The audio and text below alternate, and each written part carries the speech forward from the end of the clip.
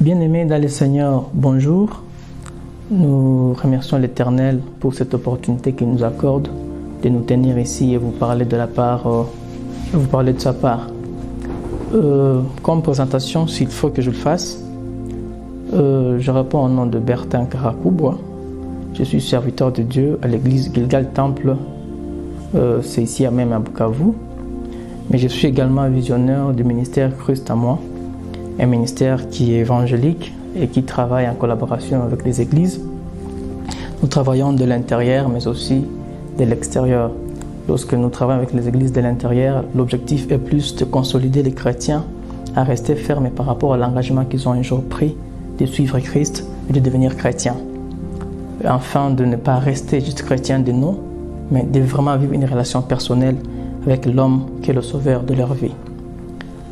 Lorsque nous travaillons de l'extérieur avec mon équipe, c'est dans l'objectif principal d'amener les gens à Christ. C'est amener les âmes perdues, prêcher pour que ceux qui reçoivent Christ, ceux qui acceptent Christ comme sauveur, viennent et une fois qu'ils se répandent, nous les orientons dans les églises diverses selon que leur est beaucoup plus profitable. Dans le cadre de ce ministère, nous nous sommes proposés de commencer un programme en ligne avec nos frères et sœurs où que vous soyez. C'est ainsi que nous sommes ici aujourd'hui pour vous parler de la part du Seigneur et je suis sûr et certain que Dieu a quelque chose de précieux à vous communiquer ce jour et ce matin. Je vous inviterai donc à partager massivement cette vidéo. Juste au bas de votre écran, vous verrez une petite flèche qui vous permettra de partager la vidéo. Vous pouvez partager avec plusieurs, inviter d'autres personnes, partager dans des groupes, afin que plusieurs personnes soient en contact de ces messages. Je suis sûr et certain que Dieu a un projet, il a un plan merveilleux pour tout et chacun d'entre nous. Ainsi donc, pour aujourd'hui, nous allons parler d'un thème intitulé « La nécessité de commencer avec Dieu ». Bien-aimés, vous allez comprendre avec moi tout au long de ce message qu'il est vraiment nécessaire de commencer avec Dieu. Donc, quoi que vous fassiez, il faut commencer avec Dieu. Avant d'entamer ces thèmes, j'aimerais d'abord définir le terme qui compose ces thèmes d'aujourd'hui. Lorsque vous appréciez, vous étudiez le mot nécessité, vous allez vous rendre compte que le dictionnaire présente plusieurs définitions qui pourraient expliquer ce qui est nécessaire. Mais j'en ai retenu une qui semblait beaucoup plus adéquate par rapport au message d'aujourd'hui. Selon le dictionnaire, la nécessité c'est défini comme le caractère absolument obligatoire que requiert une chose. Si on peut dire qu'une chose est nécessaire, il y a une nécessité lorsque on ne peut pas s'en passer. Quelque chose est nécessaire lorsqu'on ne peut pas s'en passer. Et s'il faut apprécier aussi le terme, le mot commencer, c'est que commencer veut dire juste initier, prendre l'initiative, débuter quelque chose. C'est faire le premier pas. Ainsi, en parlant de la nécessité de commencer avec Dieu, Dieu veut que tu comprennes, ma soeur, mon frère bien-aimé, pourquoi est-ce qu'il faut à tout prix commencer avec lui. Pour ce faire, nous allons ouvrir nos Bibles dans le livre de Genèse, le premier chapitre, juste le premier verset. La Bible nous dit ceci. Nous lisons ma version, j'espère qu'ils seront dans la même mesure d'onde. La Bible dit « Au commencement, Dieu créa les cieux et la terre. » Bien-aimés, vous allez vous rendre compte qu'ici, l'auteur voulait parler, si vous lisez la suite, vous allez vous rendre compte que l'auteur voulait parler de la création. Mais avant d'entamer et de parler de ce qui est créé, il a d'abord parlé de celui qui est à la base de la création. Ainsi, il dit, au commencement, Dieu créa les cieux et la terre. Ce qui montre qu'au commencement de toutes choses, il y a d'abord Dieu. Au commencement de la création sur terre, de la création de la terre, il y a d'abord Dieu. Le fait de mentionner Dieu au commencement n'est pas en vain. Si vous lisez la suite de ce passage, vous allez vous rendre compte que la Bible dit au verset 2, la terre était en forme et vide. Mais une chose est rassurante, c'est que peu importe l'état qu'avait la terre, la présence de celui qui était au commencement rassurait tout. C'est ainsi que vous allez vous rendre compte que la terre était en forme et vide au départ, mais elle n'est pas restée ainsi.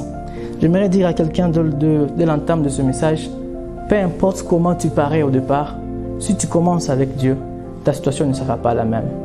Je te parle d'un Dieu qui change les circonstances, qui change les réalités, qui change les temps, qui coordonne le temps et les circonstances.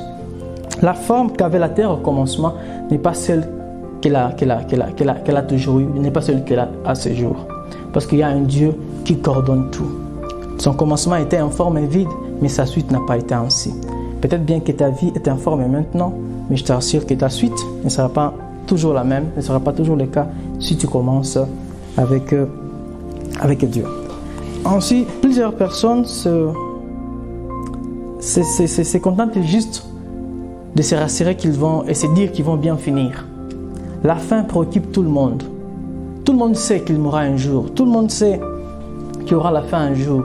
Du reste, tout ce qui a un début, tout ce qui a un commencement, a nécessairement une fin. Plusieurs personnes voudraient et souhaitent au fond d'eux avoir une bonne fin. Mais peu sont ceux-là qui s'engagent dans la voie qui aboutissent à une bonne fin.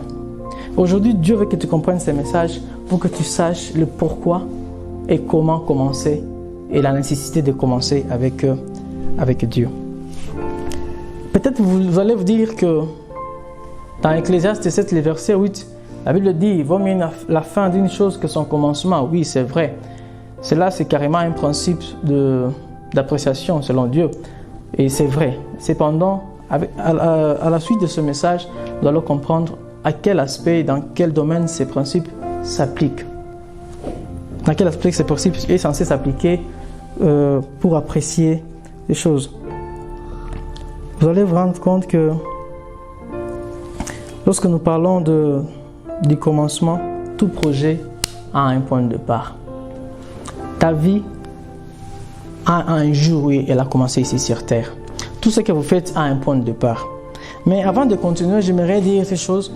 J'aimerais dire un point essentiel, c'est que dans tout ce que tu fais, dans tous les projets que tu as, il y a deux plus grandes raisons pour lesquelles il faut commencer. Il faut nécessairement commencer avec Dieu.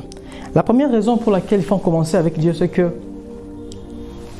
lorsque Dieu s'engage dans une chose, lorsque Dieu s'engage dans un projet, lorsque Dieu s'engage pour quoi que ce soit, il engage toute sa nature. Il ne s'engage pas à moitié. Il engage tout ce qu'il est. Il engage tout ce qui le caractérise. Et pour comprendre et voir un peu la nature de Dieu, il suffit juste d'étudier et d'apprécier les noms qu'il porte. Vous savez, chez les Juifs, on ne porte pas les noms n'importe comment. Les noms que portait la personne véhiculaient un message, signifiaient, caractérisaient carrément la personne en question. Les noms que portait la personne pouvaient en dire long sur ce qu'il est appelé à faire et sur ce qu'il est censé représenter dans la société. Ainsi donc, si vous lisez dans Apocalypse 1, le verset 8, Dieu lui-même se présente et il dit « Je suis le Alpha et l'Oméga ». Lorsqu'il dit qu'il est Alpha et Oméga, ce n'est pas juste une appellation, c'est carrément une responsabilité, c'est carrément une nature qu'il a. En disant qu'il est le Alpha et Oméga, il veut signifier quoi? Il est celui qui assume le commencement. Il est celui qui met en place le départ de toutes choses. Il est celui qui est censé être le début et le commencement de tout projet. Et quand il dit qu'il est Alpha et Oméga, et comme Oméga, il est celui qui assure la fin. Alors vous qui voulez avoir une bonne fin, rassurez-vous que vous aviez d'abord le Dieu Alpha. Espérez à vivre, à expérimenter le Dieu Oméga sans que vous n'ayez pris votre départ avec Dieu. C'est un peu illusoire. C'est un peu illusoire. Il faut commencer avec Dieu pour espérer finir avec lui. Car il est Alpha et Oméga. Mais si vous appréciez bien ces noms-là, ce sont des alphabets grecs. C'est carrément comme qui dirait le A et les Z.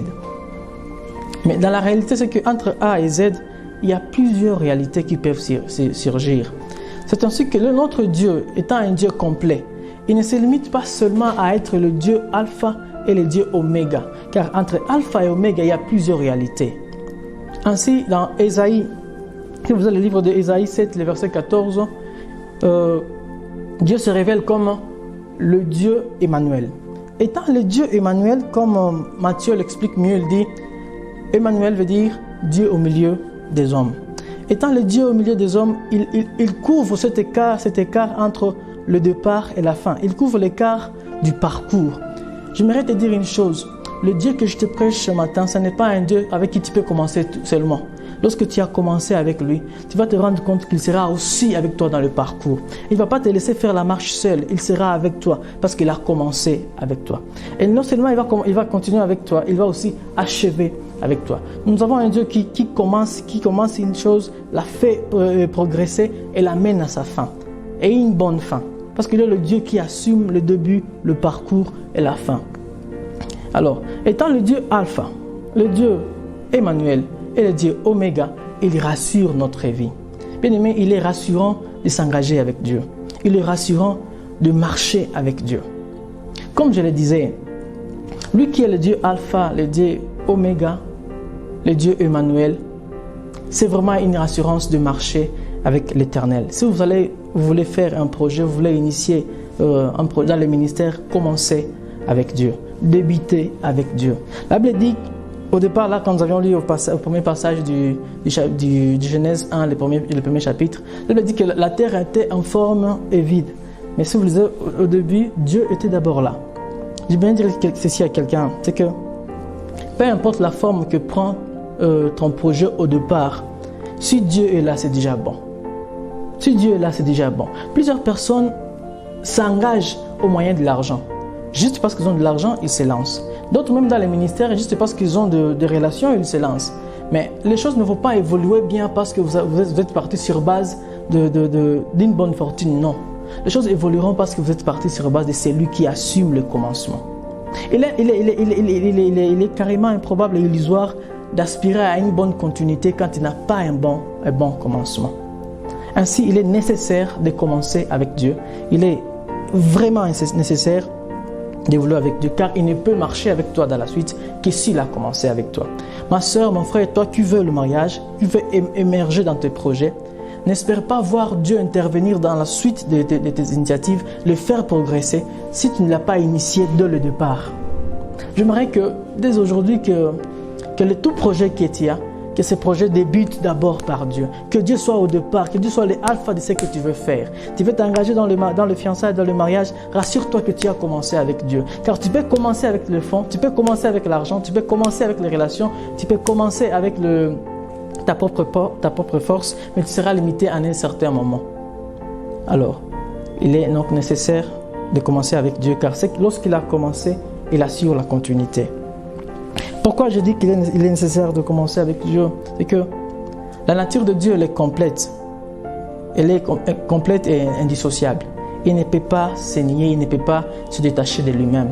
Ainsi, étant le Dieu Alpha, le Dieu Emmanuel, le Dieu Oméga, il ne peut pas être l'un sans l'autre. Ainsi, un projet que Dieu n'a pas initié, il ne peut pas intervenir pour le faire progresser. Un projet que Dieu ne fait pas progresser, il ne saurait pas intervenir pour le faire l'accorder une bonne fin. Ainsi, pour continuer avec Dieu, il faut commencer avec lui. C'est ainsi que Christ est en train de poser la nécessité de naître de nouveau pour être sauvé. Car il ne saurait marcher dans ta vie, conduire ta vie, si tu n'as pas commencé avec lui. La nouvelle naissance marque un nouveau départ. Sinon, il serait...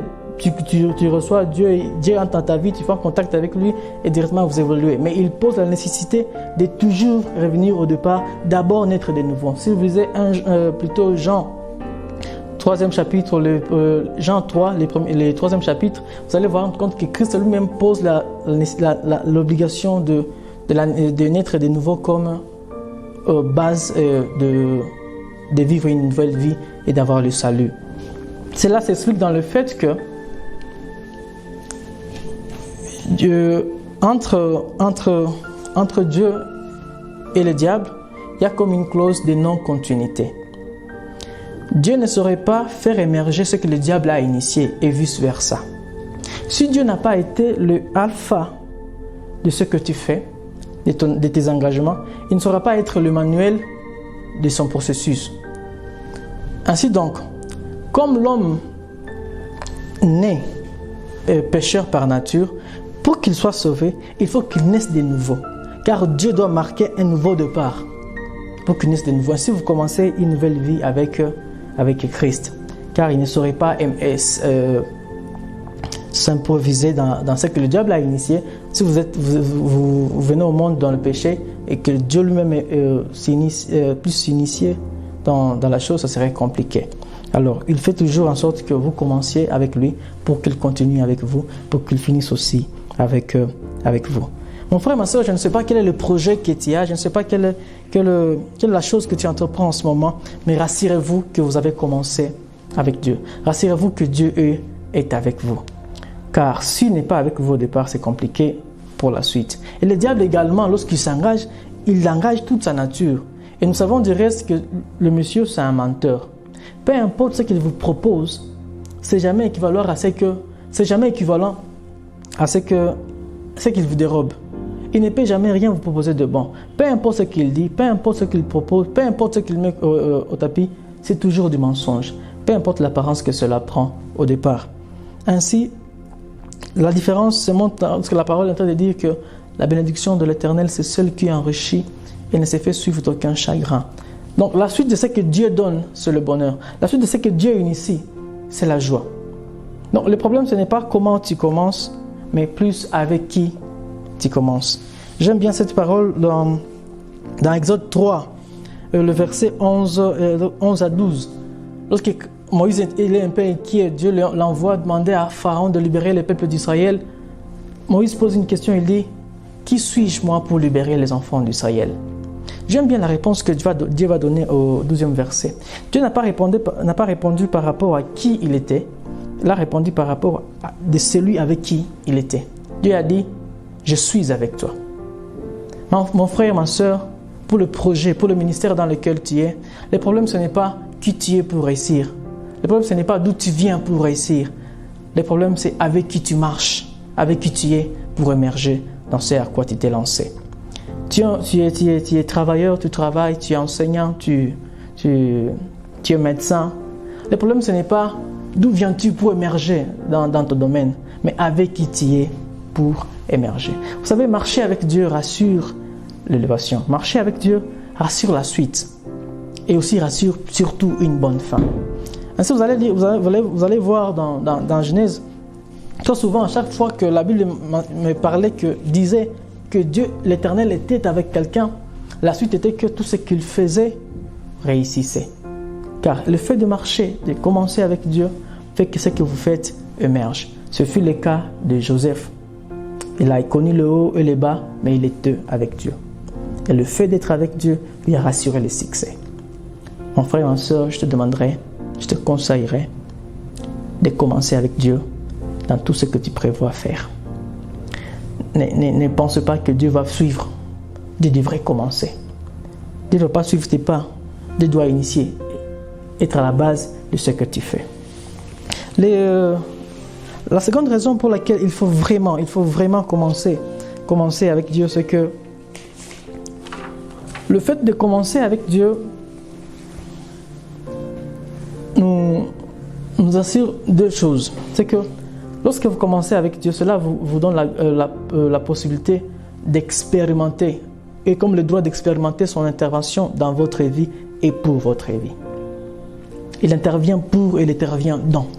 Ce que tu fais, si tu le fais avec Dieu, tu as le droit de faire appel à lui et tu le verras intervenir. Je ne dis pas que si tu n'as pas commencé avec lui, il ne peut pas intervenir. Si, mais il n'interviendra pas pour ce qu'il n'a pas initié. Il peut intervenir juste pour te sauver, y mettre fin et commencer avec toi. Mais si c'est lui qui est au départ, non seulement il va intervenir dans ce que tu fais, mais il va aussi intervenir pour ce que tu fais. Car c'est lui qui en est l'initiateur.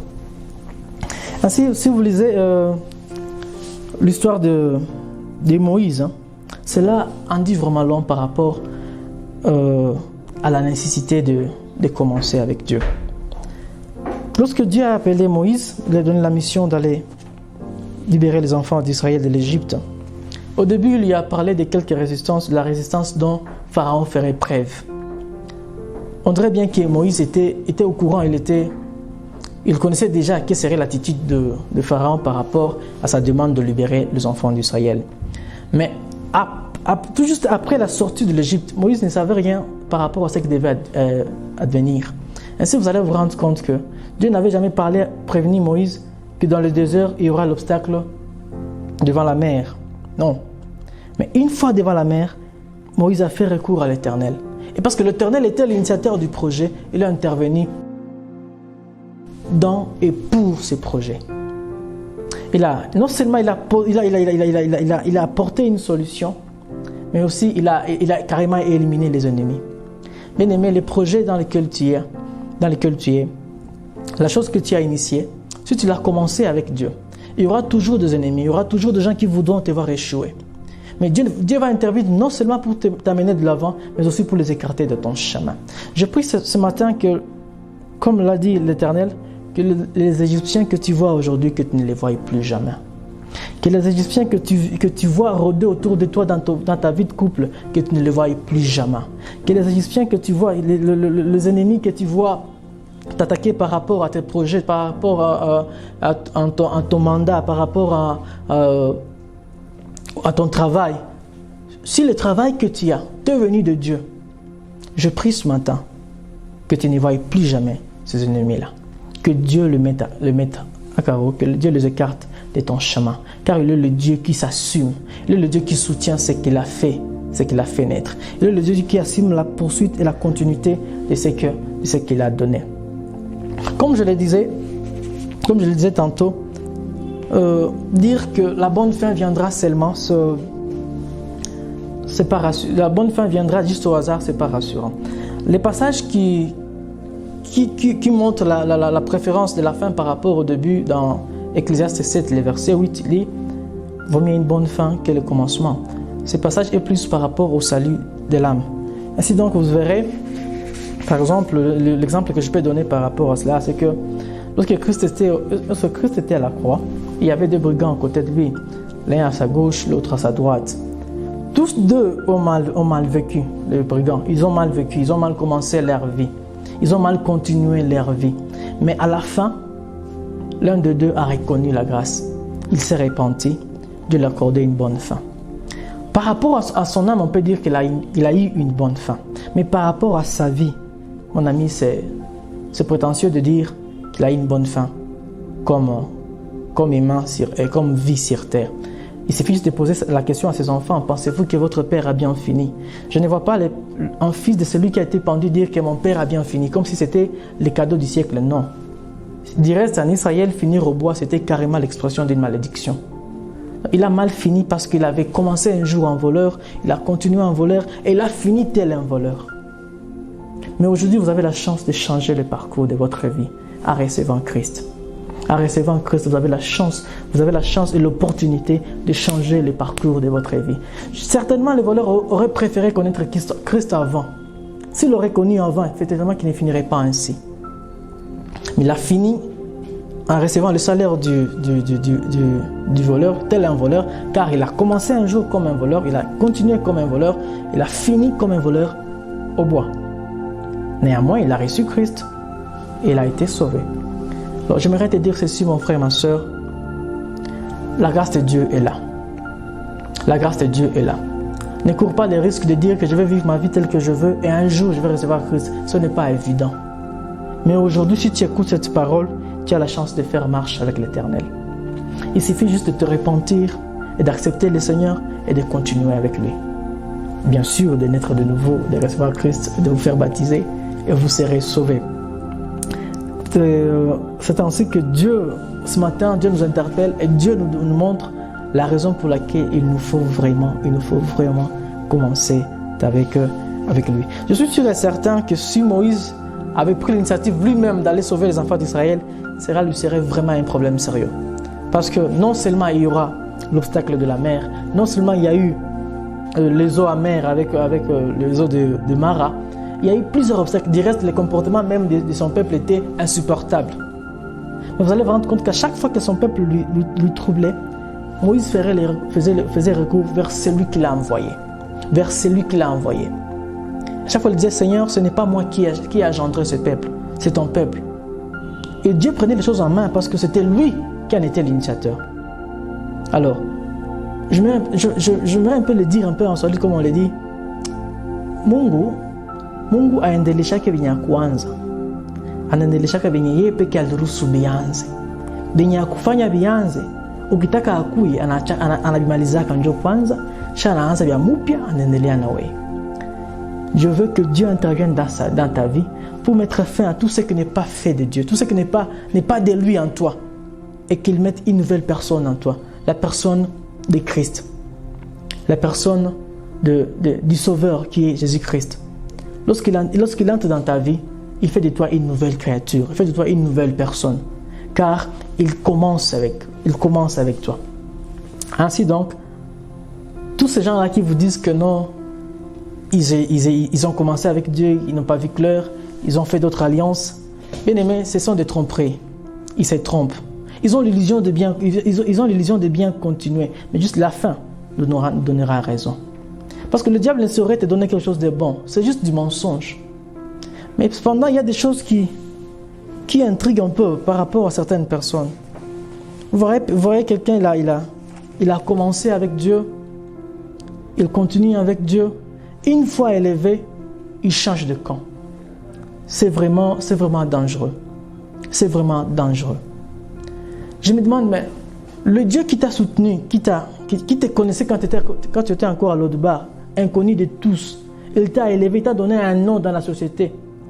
Une fois devenu quelqu'un, pourquoi chercher d'autres protections ailleurs? Est-ce qu'il n'était pas en mesure de te protéger d'où tu viens? Dans les néants, quand tu étais encore avec le bétail et que personne ne te connaissait, est-ce qu'il n'était pas en mesure de te protéger? David a su une chose, le Dieu avec qui je marchais dans la brousse, c'est le Dieu avec qui je dois demeurer dans le palais. C'est un secret qu'il ne faut jamais ignorer. Le Dieu qui vous a élevé du néant, ne l'abandonnez pas lorsque vous croyez que vous êtes devenu quelqu'un. Car aussi loin il peut élever, aussi bas il peut rabaisser. Et puis, le diable n'a rien de précieux et de digne à proposer. Tout ce qu'il propose, c'est un peu illusoire, c'est carrément illusoire. Ça a l'impression d'être bon, d'être meilleur, mais au fond, c'est votre propre tourment que vous avez pris. Faites comme Moïse, commencez votre projet avec lui. Certainement les obstacles viendront, mais Dieu interviendra. Non seulement il va intervenir dans ta vie, mais il va intervenir aussi pour ce que tu fais. C'est ainsi que quand on parle de la nécessité de commencer avec Dieu, à part le fait de savoir qu'il commence avec vous, il est nécessaire de commencer avec lui parce que c'est toujours dans ce second point, parce que peu importe comment vous commencez, peu importe celui avec qui vous commencez, dans la suite, il y aura des obstacles. Dans la suite, il y aura des hauts et les bas. La vie n'est pas une ligne droite. Que vous ayez engagé votre vie avec le diable, que vous ayez engagé votre vie avec Dieu, il y aura toujours des obstacles. Même si vous êtes chrétien, il y aura toujours des obstacles. Mais une chose nous rassure, lorsque vous avez engagé votre vie, votre ministère avec le Seigneur, votre projet avec le Seigneur, votre vie de couple avec le Seigneur, dans la suite, lorsqu'il y aura des obstacles, vous aurez quelqu'un vers qui revenir et dire, Seigneur, c'est toi qui m'as donné ce mariage, interviens. C'est toi qui m'as donné cet homme, interviens. Et ce Dieu va devenir non seulement dans ta vie, mais aussi pour votre évolution et votre bien-être. C'est ainsi que j'aimerais te dire, mon frère et ma soeur, il nous est avantageux de commencer avec Dieu. Il est nécessaire de commencer avec Dieu. Ce n'est pas une option. En principe, ça devrait être une obligation, mais personnelle. Il faut toujours te donner comme une obligation de toujours commencer avec Dieu. Là où Dieu n'est pas, les choses pour lesquelles Dieu n'est pas prêt à commencer avec toi, ne les commence pas. Ne les commence pas. Ne les débute, n'ayez même pas la pensée de t'y lancer. Car Dieu ne va pas t'entendre au chemin. Il commence avec toi, il marche avec toi et il finit avec toi. Il est responsable. Ce n'est pas un Dieu qui est juste au début, puis il t'attend au terminus, non. Quand il a commencé avec toi, il achemine avec toi. Il rassure le parcours. Tu peux sembler ne pas le voir, mais il est là. Si tu l'as vu au départ, alors il est là. Si tu as invité Dieu au départ, crois-moi, peu importe ce que tu traverses, c'est celui qui a donné l'ordre, il est là avec toi. Il est là avec toi. Jésus lui-même avait compris ses secrets. Il a dit à ses disciples, n'allez pas prêcher, attendez d'abord que l'Esprit Saint vienne sur vous. C'est après que l'Esprit soit venu sur eux que les disciples ont pris l'initiative d'aller prêcher maintenant. Parce que Dieu était là, il était au départ de leur mission d'évangélisation.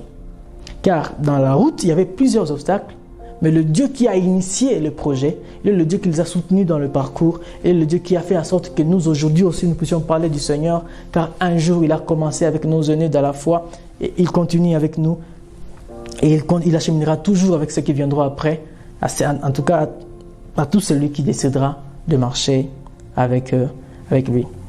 Et donc, pour finir, j'aimerais dire ceci. Après ce message, il est possible que tu te demandes, mais quand est-ce qu'il faut commencer avec Dieu? Comment commencer avec Dieu?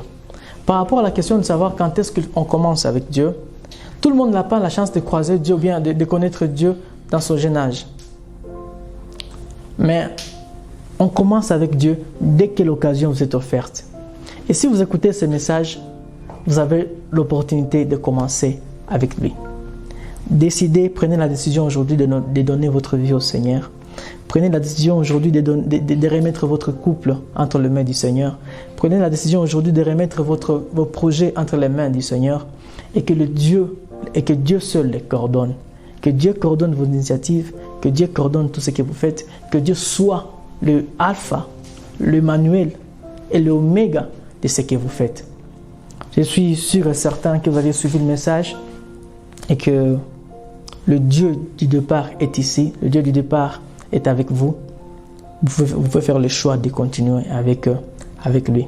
Je vous rassure, vous ne serez pas informe et vide à toujours. Certainement, il apportera la différence. Certainement, il rendra mieux votre vie.